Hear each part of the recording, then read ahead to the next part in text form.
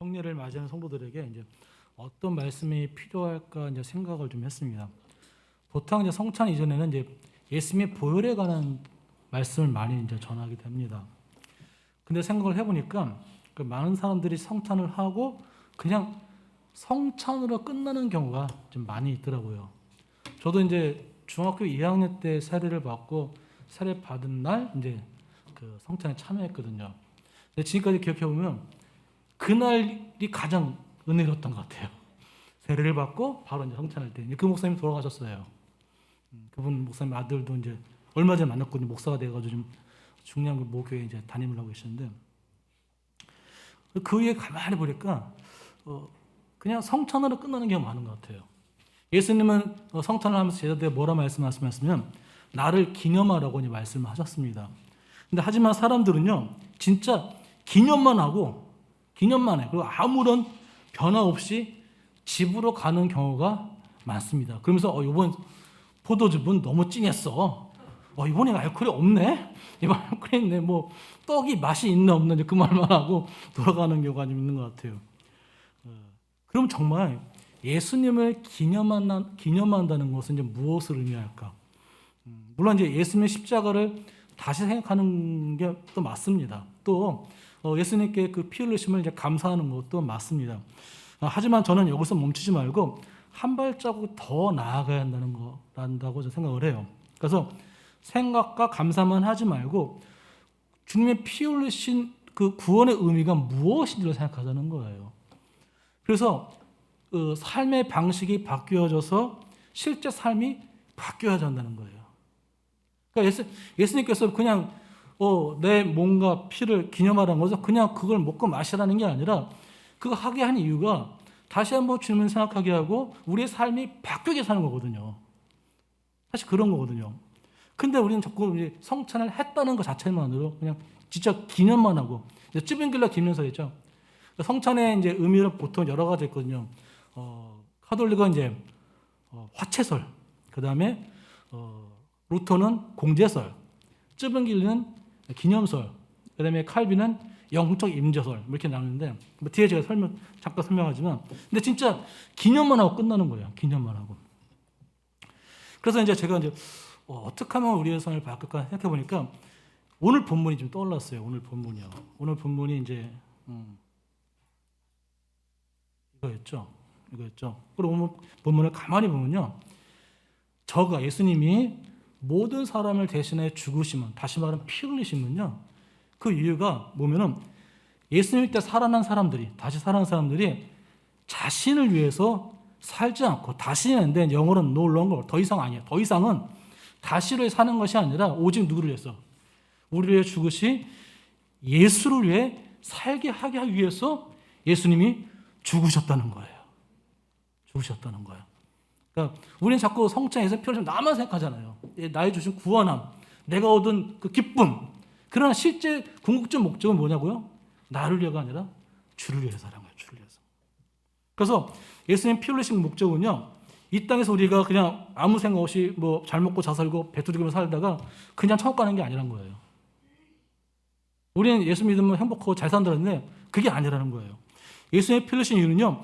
우리의 삶의 이유와 목적이 뭐예요? 바꾸기 위해서 피를 흘렸다는 거예요. 그러니까 전에는 모든 목적이 나였어요. 내가 잘 먹고 잘 살기 위해서 열심히 일을 했어요. 내가 성공하기 위해서 열심히 공부했어요. 그 모든 기준이 뭡니까? 바로 결정 기준이 뭡니까? 바로 나였어요. 나. 그래서 직장을 선택하는 거, 또 뭐 사람을 사귀는 거, 하다못해 오늘 점심에 무엇을 먹을까 결정하는 거, 그 모든 것의 기준이 바로 나였다는 거예요. 그래서 나에게 편하고 좋고 월급 많은 좋은 직장으로만 선택을 했어요. 또 나에게 잘해주는 사람과만 만났어요. 또 나에게 이익을 주는 사람과만 교제를 했어요. 내가 불편하고 나에게 도움이 안 되는 사람 뭐예요? 안 만났다는 거예요. 식사도 내가 좋아하고 내 입맛에 맞고 몸에 좋은 것만 먹었어요. 어떻게 보면 당연한 것이지만 그러나 그 모든 규칙이 나였다는 거예요. 하지만 성찬을 통해서 경험한 사람은 바뀐다는 거예요. 직장 선택의 기적이 나를가 아니라 주를 위해서 직장을 선택한다는 거예요. 사람을 만나는 것도 사람과 교제하는 것도요. 주를 위해서요. 그렇기 때문에 비록 내가 불편하고 힘들고 어려울지라도 원수도 만나서 포옹한다는 거예요. 식사하는 것도 마찬가지죠. 주를 위해서 한 끼 정도는 내가 금식한다는 거예요. 한 번에 커피는 안 먹는다는 거예요. 참 요즘에 커피들 다들 많이, 요즘 한국에 보니까 커피 값이 많이 올랐더라고요. 전에 스타벅스가 가장 비싼데 요즘은 거의 비슷하더라고요. 가는 곳마다. 근데 내가 좋아하는 커피도 한 번은 주를 위해서 끊고 그걸 구제한금한다는 거예요. 그런데 살다 보면 이게 잘 안 돼요. 왜냐하면 인간의 본성 자체가 나 중심이기 때문에. 그래서 살다 보면 나도 모르게 어떻게 해요? 나를 위해서만 살게 돼요. 저절로. 그래서 성찬에 참여하면서 그 나 중심으로 돌아갔던 삶, 회개했던 삶을 다시 끌어다가 됩니까? 다시 주님 중심으로 만들어 놓는 거예요. 이게 바로 성찬의 의미란 거예요. 성찬의 의미. 그럼 주를 위해 산다는 건 무엇일까? 주를 위해 산다는 거. 또 어떻게 해야 주를 위해 산다고 말할 수 있을까? 제가 이제 고민을 하다가 누가복음 17장 무익한 종을 좀 생각을 했어요. 무익한 종. 아신 분들은 있겠지만 같이 한번 합독을 해보겠습니다. 시작. 너희 중에 네게 밭을 갈거나 양을 치거나 한 종이 있어 밭으로 돌아오면 저더러 거두와 앉아서 먹으라 할 자가 있느냐? 도리어 저더러 내 먹을 것을 예비하고 띠를 띠고 나의 먹고 마시는 동안에 수종 들고 너는 그 후에 먹고 마시라 하지 않겠느냐? 명한다를 하였다고 종에게 살아야겠느냐? 이와 같이 너희도 명령 받은 것을 행한 후에 이르기를 우리는 무익한 종이라 우리의 하여야 할 일을 한 것뿐이라 할지니라. 보통 우리 어떻게 보면 무익한 종 비유라고 얘기를 많이 합니다. 말씀을 읽고 나니까 어때요? 얼굴 표정이 별로 안 좋죠. 그럼 우리는 종으로 살아야 돼? 노예로 살아야 돼? 뭐 그렇게 생각을 해야죠. 사실 저도 이 누가복음 17장을 읽고 나서 되게 깜짝 놀랐어요. 왜냐면 처음에 이것을 읽고 느낀 게면 이건 학대다. 정말 이건 학대예요. 학대. 시간의 수당도 안 줘요. 시간의 수당도 안 주고 이렇게 부려먹는 것은요. 인권 유린이에요. 오늘날 볼 때. 말도 안 되는 거예요. 그렇지 않습니까? 그러면 우리도 예수를 믿으면 이런 학대를 받아야 하는가? 이런 인권 유린을 받아야 하는가? 물론 그렇지는 않죠. 우리는요. 성경의 한 부분을 갖다가 성급하게 일반화시킬 수는 없어요. 왜냐면요. 다른 말씀 구절에서는 하나님이 사랑이 많으시다. 또 자비하시다. 좋으신 분이라 그런 구절이 또 수없이 많아 있어요. 그렇기 때문에 이 구절만 가지고 우리가 일반화시키면 안 돼요. 그래서 하나님은요. 노예를 학대하는 그런 못된 주인은 아니에요. 자, 그러면 오늘 본문을 어떻게 이해할 것인가? 예수님은요. 비유로 말씀하실 때 항상 당시에 흔하게 보일 수 있던 상황을 끌어들여서 말씀하셨어요. 그러니까 우리가 살고 있는 지금은 어때요? 노예제도가 없죠. 하지만 당시엔 노예제도가 있었고 이런 상황을 흔하게 볼 수 있었던 거예요. 그래서 우리 입장에서는 인권 유린이라고 이건 학대라고 말할 수 있겠지만 당시 이 비유를 듣는 사람들에게는 너무나도 당연한 거예요. 그래서 오늘 어떻게 시작합니까? 너희 중에 네게 너무나 흔하기 때문에 너희 중에 누군가 너무 흔하다는 얘기예요. 그래서 이 종의 비유를 가져온 거예요. 만약 예수님이 지금 이 시대에 오셨으면요. 우리가 좀 이해하기 쉽고 받아들이기 쉬운 또 비유를 말씀하셨겠죠. 그렇죠? 자, 그래서 우리가 무익한 종의 비유를 이해할 때는요. 상황과 내용에만 집착하면요. 딴 데로 흐를 수 있어요. 딴 데로. 신천지처럼 딴 데로 흐를 수 있어요. 우리는 예수님의 그 무익한 종을 통해서 예수님이 무엇을 말하고 싶은가는 의도에 초점을 맞춰야 돼요. 무엇을 말씀하고 싶은가. 그래서 무익한 종 얘기를 잘 들어보면 그 해답이 있어요. 물론 여러 가지 해답이 있지만 저는 좀 다르게 봤습니다. 오늘 한 종이요. 그 밭에 가서 하루 종일 땡볕에 일을 했어요. 여러분 유대 팔레스타인의 그 땡볕은 엄청 뜨거워요. 밤에는 춥고 뜨거워요. 그 하루 종일 일했어요. 그리고 이제 어때요? 집에 돌아왔습니다. 그 마음이 어땠습니까? 그나마 땀을 너무 많이 흘렸기 때문에 샤워를 하고 서늘한 것에 좀 한숨 자기를 원했겠죠. 근데 그 종은 그렇게 하지 못해요. 그 종은 시기는커녕 어떻습니까? 식사 준비를 하고 그 다음에 주인이 식사를 할 때 옆에서 시중을 들었어요. 그래서 제가 보기에 여기서 핵심은 이건 것 같아요. 뭐냐? 누가 상황을 통제하느냐예요. 종이, 노예가 상황을 통제하느냐? 아니면 주인이 상황을 통제하느냐예요. 만약 노예가 종의 상황을 통제하면 이렇게 되겠죠. 종은 자기 하고 싶은 시간대, 일하고 싶은 시간대에 나가 일하고 싶겠죠.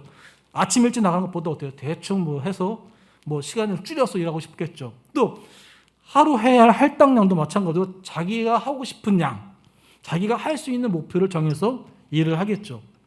또 집에 와서 어떡합니까? 아유, 나 피곤하니까 주인님, 나 좀 쉴 테니까 주인은 알아서 식사하세요. 그렇게 하겠죠. 왜냐? 종이, 노예가 상황을 통제하기 때문에 이게 가능하겠죠. 하지만 주인의 상황을 통제하면 전혀 다른 상황이 되어버리죠. 주인이 정한 시간에 밭을 나가서 일을 해야 돼요. 주인이 정한 할당량을 목표로 삼고 하루 종일 일을 해야 돼요. 또 하루 종일 일하고 돌아온 뒤에도 주인의 식사를 수종을 들어야 합니다. 결국 누가 상황을 통제하느냐에 따라 전혀 다른 삶이 되고 전혀 다른 상황이 되는 거예요. 우리도 마찬가지입니다. 예수를 믿은 후에 누가 내 삶을 통제하느냐가 관건이에요. 관건. 내가 내 삶과 상황을 통제하려고 하느냐? 아니면 하나님이 내 삶과 내 상을 통제하느냐? 그것을 받아들이냐? 더 쉽게 말하면 하나님의 통제와 상황을, 하나님의 통제를 받아들이지 않고 내가 직접 내 삶의 모든 것을 통제하느냐? 아니면 하나님의 상황을 통제하는 것을 내가 수용하느냐? 그 차이란 거예요.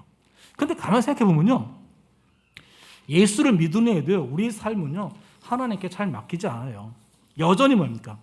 내가 내 상황을, 내 삶을 통제하려고 합니다. 그래서 내 뜻대로 안 못합니까? 속상해해요. 그렇죠? 그리고 많이 힘들어해요. 여러분의 자신을 잘 한번 생각해 보세요. 여러분 삶이 왜 힘듭니까? 그렇죠? 지금 무엇 때문에 고민하십니까? 왜 낙심하고 계세요? 여러분 뜻대로 안 되기 때문에 그런 거 아닙니까? 이거 간단해요.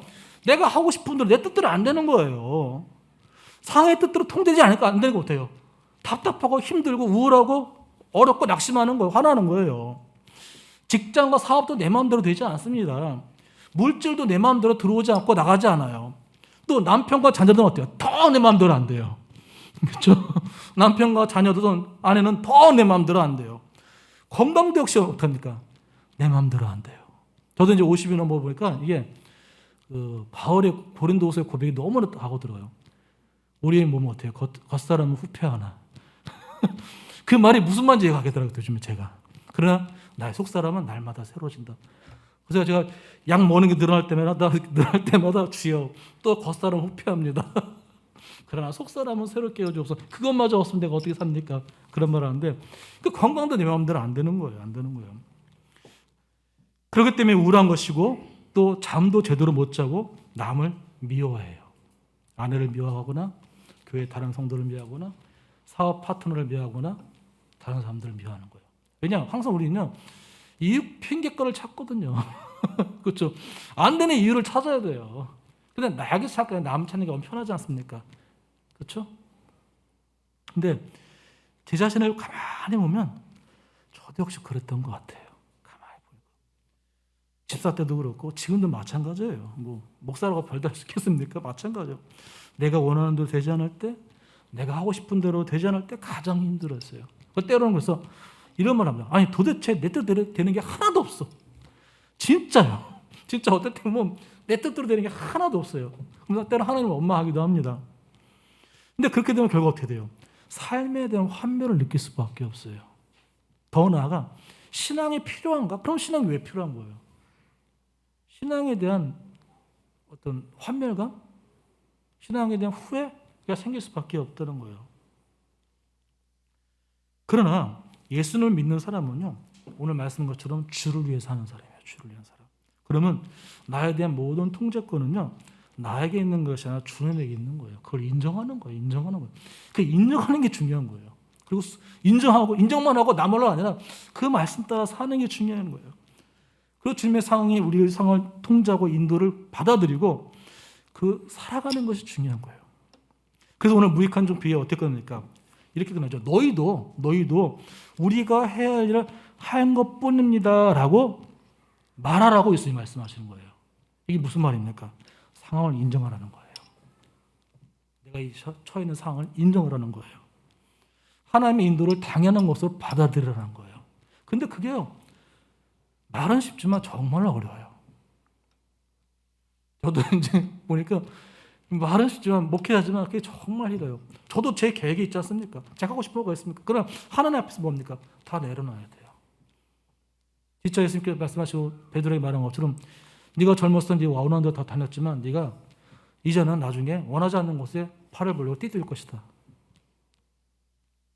이게 말처럼 쉬운 게 아니에요.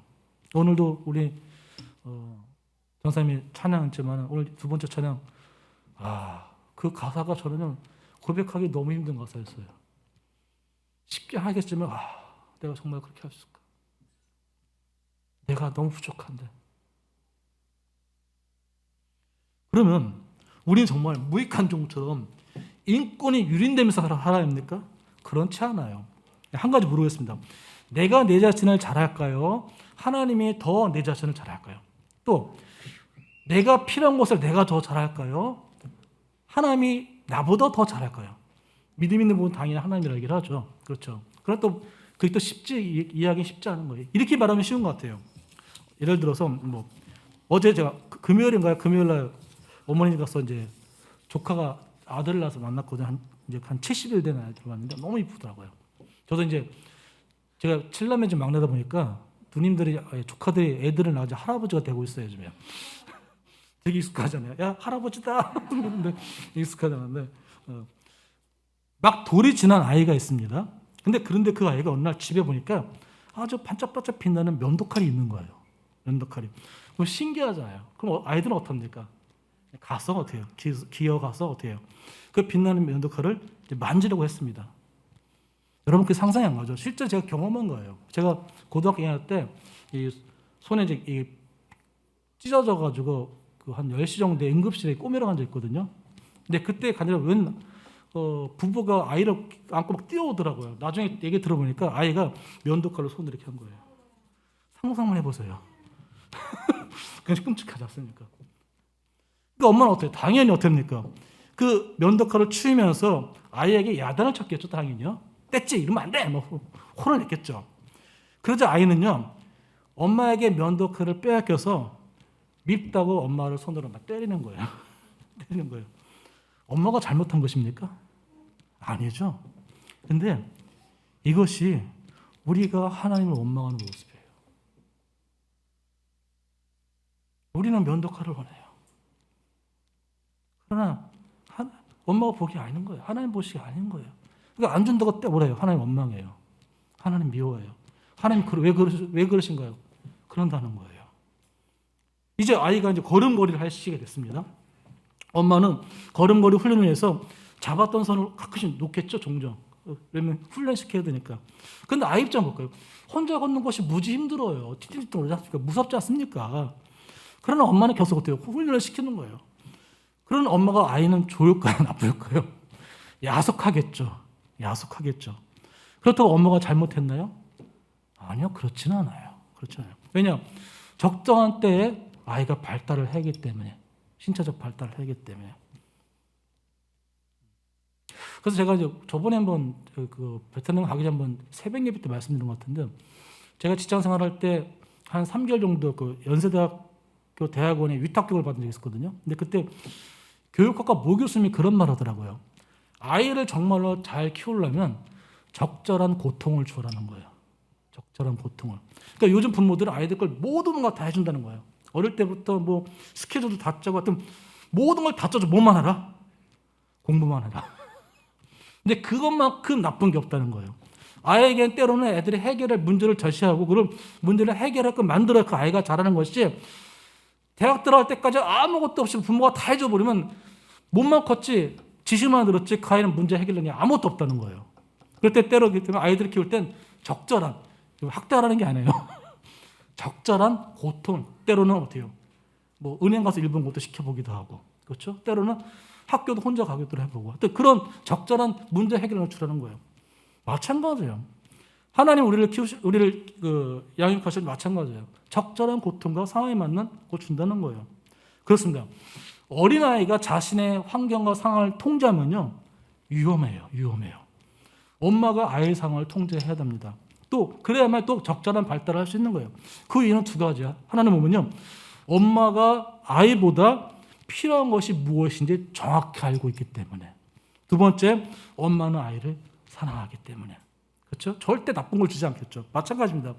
하나님은 우리보다 더 우리를 잘 아십니다. 내가 보기에 지금 돈이 필요한 것 같지만 하나님 보시기에 돈보다는 하나님을 의지하는 믿음이 더 필요하다고 볼 수 있다는 거예요. 또 나는 지금 당장 집이 필요하고 당장 직장이 필요하지만 하나님 보시기에는 인내가 더 필요해 보일 수 있다는 거예요. 또 하나님은 하나뿐인 독생자를 우리를 위해서 십자가에 달리게 하셨어요. 그런 하나님 우리를 인도하는 만큼 더 안전한 몸이 있을까요? 한번 다른 방법 생각해 보세요. 여러분 누구를 의지하겠어요? 저 사람이 나를 위해 죽었어요.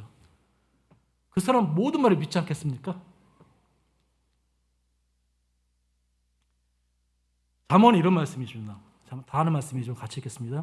사람이 마음으로 자기의 길을 계획할지라도 그의 걸음을 인도하시니는 여호와시니라. 이 말씀은 우리가 보통 이제 많이 암송도 많이 하시죠. 근데 이 말씀을 가만히 생각해보면 내가 아무리 계획을 할지라도 뭐요? 안 될 수도 있다는 거예요. 이거는요. 그러니까 안 될 수도 있다는 거예요. 더 한 발짝 나가면요. 내가 원하지 않는 상황으로도 갈 수 있다는 거예요. 그럼 어떡하라는 얘기예요? 그러므로 그 걸음을 인도하시는 하나님을 믿고 의지하라는 말씀이에요. 또 많은 성도들이 좋아하는 말씀이 있습니다. 요한복음 10장 말씀인데 원래 이게 앞에 있는 앞에 좀 잘랐어요. 같이 읽어보겠습니다. 내가 온 것은 양으로 생명을 얻게 하고 더 풍성히 얻게 하려 하는 것이라. 제가 집사 때 이 말씀 구절이 저희 예배당 본당의 옆에 붙여 있었어요. 큰 현수막에 붙여 있었어요. 근데 저 집사 때 이 구절을 볼 때마다 뭐라 생각하는지 아세요? 나는 수십 년 동안 예수를 믿어왔는데 나는 왜 풍성해지지 않을까? 저는 이 말씀 볼 때 그때 그 생각이 여러 번 나요. 나는 초등학교 6학년 때 회심을 하고 이제 뭐 거의 30대 중반까지 20년 이상을 예수를 믿어왔는데 왜 나는 풍성해지지 않지? 왜? 근데 지금 생각해 보면요, 당연한 결과예요. 당연한 결과. 왜냐면요, 내가 상황을 통제하였기 때문에. 당시 내가 이제 회사 내 가고 싶은 부서가 있었어요. 근데 거기 지원을 여러 번 했는데 안 되는 거예요. 근데 내 동기들은 막 가는 거예요. 그 부서에. 불만이 많이 하나님, 내가 능력이 없으니까 뭐가 없습니까? 난 하는 백도 있는데 왜 나는 그런 부서에 보내지 않습니까? 그리고 내가 근무했던 그 지점이 마음에 안 든 거예요. 괜히 뭐 지점과 사람과 싸우기는 앉았고 그런 거죠. 또 가정생활도 내 뜻대로 안 되는 거예요. 그러니 풍성한 삶을 살 수가 없겠죠.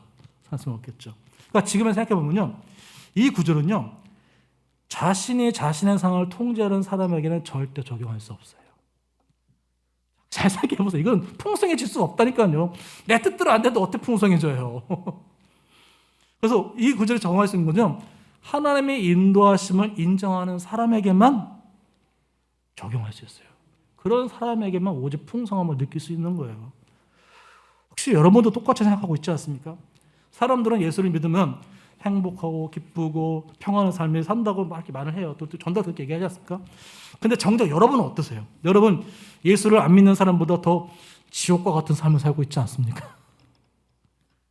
풍성함은커녕 메마른 고목나무의 삶을 살고 있지 않습니까? 그럼 우리는 스스로 물어봐야 합니다. 내가 내 상황을 통제하려고 하는가? 그 통제를 너무 애쓰고 있지 않은가? 아니면 하나님의 인도하심을 내가 인정하고 순응하고 흔쾌히 내가 받아들이는가? 그걸 점검하셔야 돼요. 그럼 구체적으로 어떻게 하는 것이 하나님의 인도하심에 순응하며 사는 것이고요. 이제 한 가지 예화를 드릴게요. 여러분 이제 우리 월드컵 기억나시죠? 2002년 월드컵. 2002년 월드컵 선수였던 이영표 선수 다 아시죠? 이제 그분이 간증했던 이제 짧은 원래 다 40분짜리인데 이제 3분으로 좀 핵심 부분만 잘라낸 그 간증이 있거든요. 그 간증을 같이 한번 보도록 하겠습니다. 아마 어떤 분들은 보신 분들 계실 거예요. 한번 같이 보도록 하겠습니다. 2002년 월드컵 전에 기도 제목이 있었습니다. 많은 한국의 사람들은 월드컵을 통해서 한국을 알리고 경제 회복의 기회로 삼고 이렇게 많이들 얘기하지만 우리가 2002년 월드컵을 통해서 하나님께 영광 돌리길 원합니다. 주님께 드리는 영광이 월드컵이 되길 원합니다라고 제가 기도를 드렸는데, 그러면서 제 마음속에 의심이 있었어요. 하나님께 영광 돌리고 기도하려면 골을 넣어야 되는데 저는 수비수잖아요. 다른 선수가 골 넣고 세레모니에도 옆에 가서 기도할 수도 없고 아무리 생각해도 방법이 안 나왔어요. 2002년 월드컵 때였어요. 제가 월드컵이 이틀 앞두고 부상을 당했어요. 6주 진단이 나왔고 회복까지는 3개월이라는 진단이 나왔어요. 이틀 후면 월드컵 개막인데, 그때 제가 이런 기도를 드렸던 것이 기억나요. 그 힘들고 어려운 훈련 다 이겨내고 여기까지 왔는데 여기서 제가 부상을 당하면 과거에 1년 반 동안 존재해야 됐던 이유가 뭡니까? 라고 제가 주님께 따져 물었어요. 한국에서 하는 월드컵은 모든 분들에게 마지막이 될 수 있는 그런 기회였기 때문에 하나님께 너무나 서운한 거였어요. 그런 찰나에 제가 어떤 선교사님과 같이 통화를 하고 이야기를 나누면 선교사님께서 저에게 욥기를 읽어보라고 말씀하셨어요. 그래서 제가 욥기를 읽으면서 제가 말로는 1년 반 동안 하나님을 위한 월드컵이 되게 해달라고 기도하면서 내가 월드컵 잘해서 유럽 진출해야지, 실력을 인정받아야지 라고 생각하는 마음이 제 안에 있었다는 걸 제가 봤어요. 나 자신을 위한 이기적인 월드컵을 준비하고 있었던 저를 보면서 하나님께 회개하기 시작했어요. 그때 지금 너한테 가장 중요한 것이 뭐니? 라고 물으셨어요. 축구요, 월드컵이요 라고 대답했어요. 그러니까 그때 두 번째 음성이 하나님께서 들리는데, 너가 가장 중요하다고 생각하는 그거 날 위해서 포기할 수 있냐고. 그때 제가 하나님께 죄송해요. 하나님께 포기할 수 있다고 제가 기도드렸어요. 엄청난 행복감이 제 마음속에 들었어요. 그리고 저는 나 이제 월드컵 안 뛰어도 된다, 이것만으로 충분하다라는 생각을 가지고 그 다음에 아침에 일어났는데 다리가 아프지 않는 거예요. 대표팀 그 메디컬 팀에 회의가 소집됐어요. 오진이니까 진료를 다시 받아야 되겠다. 그래서 아침 8시부터 밤 10시까지 계속해서 치료를 했어요. 그 다음날 걷기 시작했고, 이틀 있다가 뛰기 시작했고, 첫 경기, 두 경기를 못 뛰긴 했지만 세 번째 포르투갈전에서 제가 경기를 뛰었어요. 또 제가 박지원 선수의 골을 어시스트하게 됐고, 또 경기가 끝난 다음에 하나님께 무릎 꿇고 정말 감사의 기도를 드렸는데 그 기도 장면이 전 세계에 생중계가 됐어요. 저는 너무나 깜짝 놀란 것이, 하나님 골 넣지 않고서는 어떻게 주님께 영광 돌립니까? 하나님께서 놀랍게도 정말 제가 상상하지 못했던 방법으로 영광 받아주셨고, 또 그 장면을 전 세계 많은 사람들이 보면서 하나님께서 정말 살아계신 우리의 왕이라는 사실을 다시 한번 느꼈던 것 같아요. 하나님께서 어떻게 우리 삶 가운데서 역사하시고 함께 하시는지를 다시 느낄 수 있는 시간이었고요. 하나님의 은혜를 체험하게 하시려는 하나님의 계획이었다는 사실을 알게 됐습니다. 감사합니다. 이영편 사가 뭐라 말하면 1년 반, 1년 6개월 동안 하나님을 위해서 영광의 월드컵을 내가 하겠다고 그렇게 생각했던 거예요. 무슨 말이냐면 내가 주를 위해서 뛴다는 거예요. 하나님을 위해서 뛴다는 거예요. 하지만 그가 고백하듯이요, 사실은 누구를 위해서 했습니까? 자기를 위해서 했어요. 자기를 위한 월드컵이 되기를 기대했어요. 그래서 잘해서 유럽 리그에 진출해서 잘 나가는 축구 선수가 되고 싶었던 거예요. 그러기 위해서 어떻게 합니까? 자기 뜻대로, 자기가 계획한 대로 자기 상황이 통제되어야 되는 거예요. 하지만 그렇게 되지 않았죠. 진짜 어이없게도 개막전 이틀 전에, 이건 참 쉽지도 않을 것 같아요, 제가 보기엔. 근데 우리 살다 보면 그런 경우 많이 있지 않습니까? 저도 그런 경우 많이 있는데, 개막전 이틀 전에 부상을 내가 걸을 수도 없게 된 거예요. 이때 이영표 선수는요, 자신의 상황을 통제하는 것을 다 내려놓습니다. 자신의 상황을 다 하나님의 뜻으로 받아들여요. 그리고 하나님의 인도를 인정하고 모든 걸 다 맡깁니다. 이럴 때 진짜 하나님을 위한 영광의 월드컵이 되었던 거예요. 그렇습니다. 내 뜻대로 상황을 통제하는 마음을 내려놓고 하나님의 인도를 인정하고 그분에게 맡길 때 진정한 풍성한 삶을 느낄 수 있는 거예요. 저는 이거 없이는 이거 없다고 생각해요. 이거 없이. 만약에 이거 없이 이거 됐다, 이건 재앙이에요. 하나님 보시기에 옳지 않는 방법이에요. 사실 하나님 그렇게 역사하지 않아서 제가 보기엔. 그래서 오늘은 성찬을 하는 날입니다. 성찬을 하는 것은요, 예수님을 기념하는 거예요. 또 예수님을 기념하는 건요, 앞에 말씀드린 것처럼 오늘 본문처럼 나를 위한 삶을요, 주를 위한 삶으로 바꾸는 거예요. 바꾸는 거. 근데 이게 잘 안 돼요. 왜 그렇습니까? 내 뜻대로 살고 싶기 때문에, 내가 상황을 통제하고 싶기 때문에 이제는 이런 노력을 좀 내려놓으시길 바랍니다. 그리고 무거운 짐을, 예수 말씀하신 대로 무거운 짐 멍에를 탁 내놓고 가벼운 짐을 지시길 바라요. 그리고 모든 것을 하나님께 맡기를 합니다. 그러면 주님께서 여러분 인도하실 거예요. 개혁주의에서 앞에 말씀한 것처럼요, 성찬의 의미로 칼빈의 영적 임재소를 이제 받아들입니다. 그래서 성찬에 참여할 때는요, 성령님께서 임하시는 거예요. 성령님 함께 하시는 거예요. 그래서 성령님은 우리가 그리스도만 바라보게 만들어요. 뭐 칼빈의 말대로 우리를 그리스도 앞에 끌어올린다고 그래요. 하나님 나라에 끌어올린다 그렇게 표현을 합니다. 그 사람은 그냥 좀 우리가 좀 쉽게 한다면 우리의 모든 것을 그리스도만 바라보게 한다는 거예요. 또 그리스도와 하나가 되게 만들어요. 그렇게 함으로써 우리가 성찬을 위해 그리스도를 위한 삶을 살기 위해서 만들어주는 겁니다. 여러분 이해하셨습니까? 그러니까 오늘 성찬을 참여할 때 주여 성찬을만 참여하는 걸 만족하는 것이 아니라 주님이 나를 위해 십자가에 죽으셨던 것처럼 내가 주를 위해 십자가 죽겠어. 갈라디아서 6장에 말한 것처럼 바울이 뭐랍니까? 내가 세상을 못 받고 세상이 나를 십자가에 못 박았다고 말하고 있지 않습니까? 여러분의 삶을 주를 위해서 사는 그런 귀한 성찬이 되기를 바랍니다.